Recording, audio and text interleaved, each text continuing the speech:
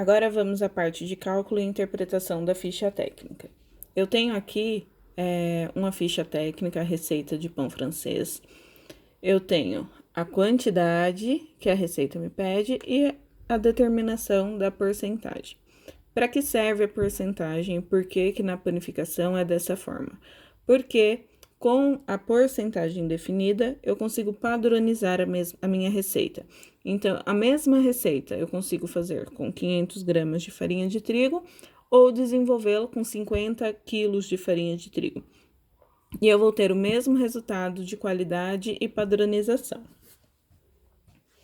Aqui tem 100% de farinha de trigo, 500 gramas, 60% de água, 300 ml, 2% de sal, 10 gramas, 3% de fermento, 15 gramas, 2% de melhorador, 10 gramas. O fermento biológico que vem na receita é sempre a quantidade do fresco.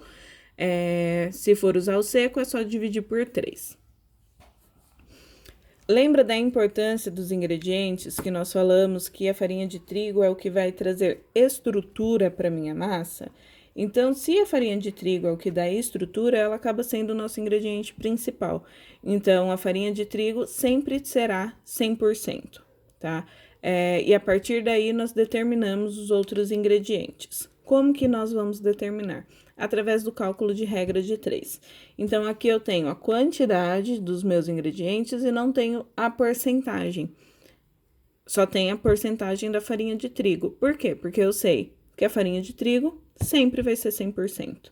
E a partir daí eu consigo desenvolver o cálculo dos outros ingredientes. Então, com a regra de 3, eu vou fazer multiplicação em x.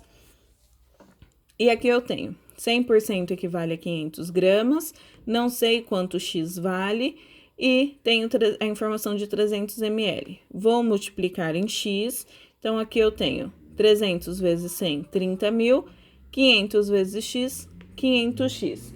Tudo que está multiplicando, eu passo para o outro lado dividindo.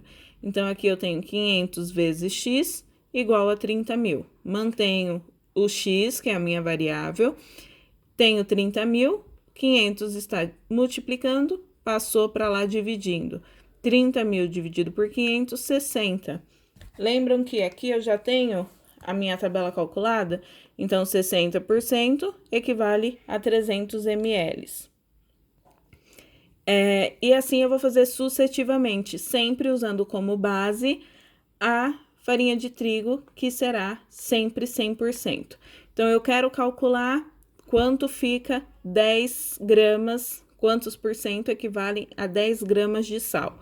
Eu vou substituir o 300 por 10. Tem outras formas de fazer o cálculo, né? Uma forma mais rápida. É muito utilizada também dessa forma na calculadora. Então, eu repito, né, a minha base do cálculo, 300 vezes 100. De qualquer forma, eu não vou dividir pelo número que está multiplicando o x. Então, ao invés de eu montar toda aquela conta, eu vou multiplicar 300 por 100 e dividir por 500. Eu obtenho aqui o mesmo resultado. Agora, eu vou fazer com vocês mostrar o cálculo da ciabatta.